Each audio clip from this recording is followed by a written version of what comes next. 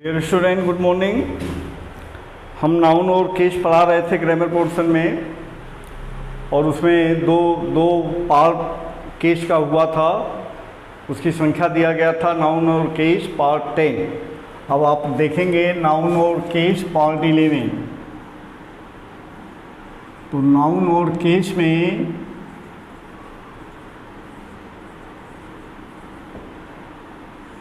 9 और 10 केस पर डिपेंड है। 11वां जो है ये भी केस पर आएगा। अब अगला हम देखते हैं कि अगर किसी नाउन का नाउन से संबंध हो, अर्थात व्यक्ति से संबंध हो, या व्यक्ति से और व्यक्ति का वस्तु से, या जानवर और पक्षी का वस्तु से संबंध होने पर अपास्ट्रॉफी यस का प्रयोग किया जाता है। अपास्ट्रॉफी यस का प्रयोग किया जाता है। तो कुल मिलाकर अपास्ट्रॉफी का प्रयोग व्यक्ति से, व्यक्ति का वस्तु से, जानवर या पक्षी का वस्तु से संबंध व्यक्त करने के लिए किया जाता है। जैसे Rita's mother is a teacher.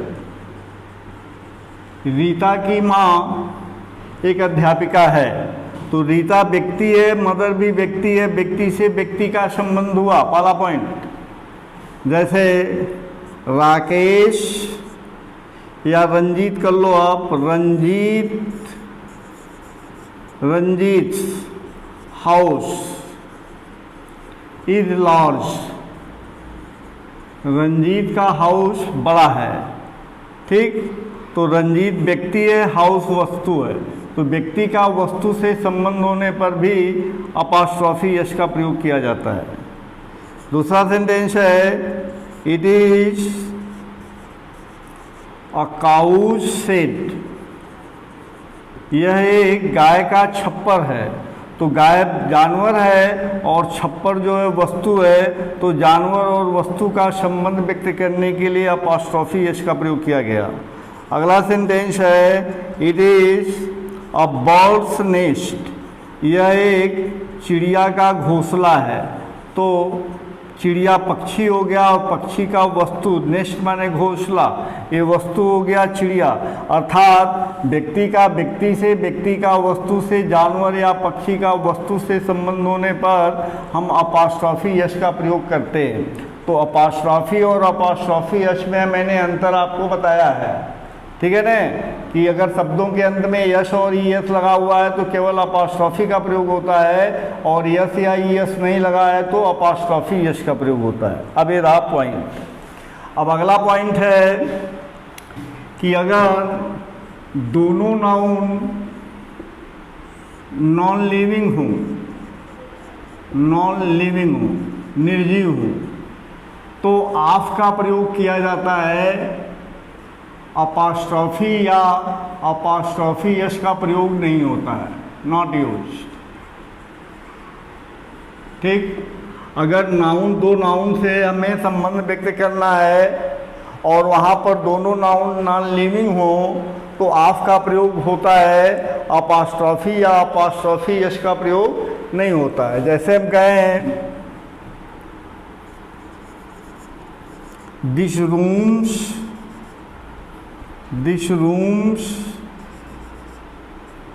windows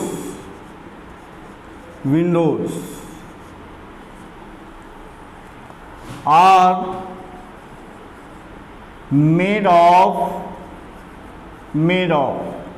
glass। ये सेंटेंस है। This rooms windows are made of glass. इस रूम की खिड़कियाँ शीशे से बनी है। तो ये रूम जो है निर्जीव है, विंडो भी निर्जीव है। तो निर्जीव से निर्जीव का संबंध व्यक्त करने के लिए अपास्ट्रॉफी यस का प्रयोग नहीं किया जाता है। ये सेंटेंस गलत है। अगर इस सेंटेंस को शुद्ध करना है तो हम देंगे noun plus apostrophe S plus noun noun, और ये दोनों जो है नॉन लिविंग है, नॉन लिविंग है। तो इस स्थिति में जो बाद वाला नाउन है वो पहले आ जाता है और इसके पहले आर्टिकल द का प्रयोग होता है, और जहाँ पर अपॉस्ट्रोफी लगा है अपॉस्ट्रोफी के स्थान पर ऑफ हो जाएगा और पहले वाला नाउन पीछे चला जाएगा। तो रहेगा the plus noun plus of plus noun. ठीक है, तो इस तरह से ये आपका नाउन वाला काम करेगा। तो यहाँ पर this rooms windows are made of glass, तो इसको अगर शुद्ध करना होगा तो ये बनेगा द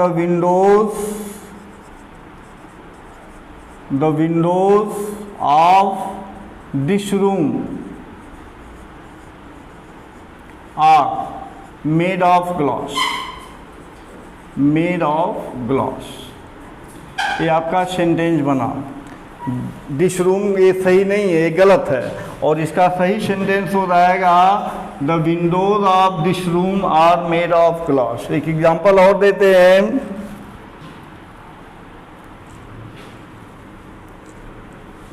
दिस बुक्स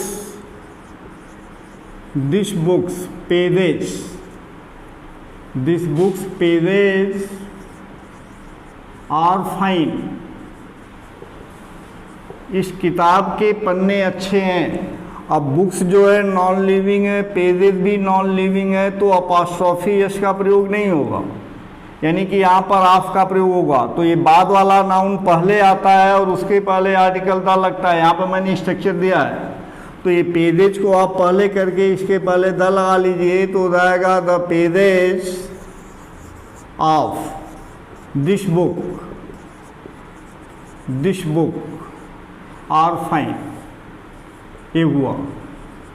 ठीक है, तो ये आपका नाउन का अगला रूल था कि व्यक्ति का व्यक्ति से, व्यक्ति का वस्तु से, जानवर का वस्तु से संबंध होने पर अपॉस्ट्रोफी यश का प्रयोग किया जाता है, लेकिन नॉन लिविंग होने पर अपॉस्ट्रोफी यश का प्रयोग न करके ऑफ का प्रयोग किया जाता है। तो दो सेंटेंस मैंने आपको इस रूल पर दिया नॉन लिविंग के लिए। नॉन लिविंग वाला बहुत पूछता है और गलती को सही करने के लिए बाद वाले नाउन को पहले कर देते हैं। अब देखते हैं कि दोनों में अगर noun plus apostrophe S plus noun है तो इसका जो वर्ब होगा, वर्ब के लिए देख लो आप, अगर अपॉस्ट्रोफी लगा हुआ है तो बाद वाला नाउन अगर सिंगुलर है तो इसका वर्ब जो है सिंगुलर होगा, अगर बाद वाला नाउन प्लूरल है तो इसका वर्ब जो है प्लूरल होगा। ये वर्ब के लिए नियम है। ठीक, जैसे मैंने यहाँ पर दिया Rita's mother is a teacher, तो रीता के बाद अपॉस्ट्रोफी है, नाउन के बाद अपॉस्ट्रोफी हो गया। अपॉस्ट्रोफी के बाद नाउन यदि सिंगुलर है तो नाउन सिंगुलर है, इसलिए वर्ब भी सिंगुलर होगा, तो यहाँ पर वर्ब सही है। लेकिन अगर नाउन के बाद नाउन प्लूरल हो, अपॉस्ट्रोफी के बाद नाउन प्लूरल हो, जैसे राम्स ब्रदर्स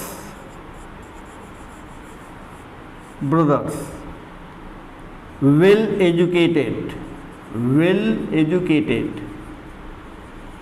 है, तो यहाँ पर देखिए राम जो है, राम के बाद अपॉस्ट्रोफी है और अपॉस्ट्रोफी के बाद का नाउन प्लूरल है, तो यहाँ पर अगर हमें वर्ब फिलअप करने के लिए दिया जाता है तो ये वर्ब प्लूरल होगा। देखिए आप, नाउन अगर सिंगुलर है तो वर्ब सिंगुलर होगा, अगर यहाँ का नाउन प्लूरल है तो वर्ब प्लूरल होगा। तो बाद वाला नाउन प्लूरल है, इसलिए अगर यहाँ बनना है तो हो जाएगा Ram's brothers are well educated. ये क्लियर हुआ? तो ये अपॉस्ट्रोफी के लिए वर्ब का नियम है, और ऑफ के लिए क्या वर्ब का नियम होता है उसे भी देख लीजिए आप। यहाँ पर देख लीजिए, अगर noun plus of plus noun है तो पहले नाउन के अनुसार वर्ब का प्रयोग होता है।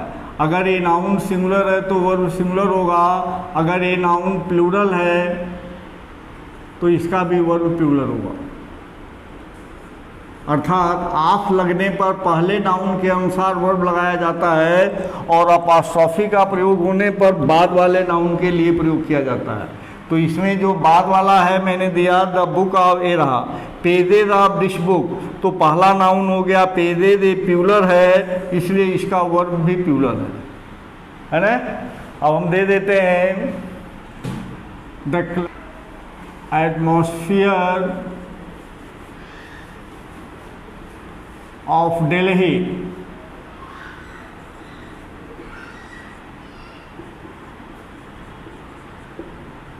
Is not good. तो पहला नाउन है एटमॉस्फियर, तो एटमॉस्फियर के लिए ये सिंगुलर है तो इसका वर्ब सिंगुलर होगा। तो अपॉस्ट्रॉफी के साथ साथ उसका वर्ब का नियम भी क्लियर होना चाहिए, ठीक है ना। तो ये आपका अभी नाउन और केस का जो पार्ट है ये 11 पार्ट है, लेकिन अभी इसमें 3 दिया, 9, 10 और 11। ये तीनों जो टॉपिक है नाउन और केस का, ये अपॉस्ट्रॉफी पर, केस पर डिपेंड है, 9, 10 और 11। अगला हम फिर नेक्स्ट वीडियो में देंगे। थैंक्स।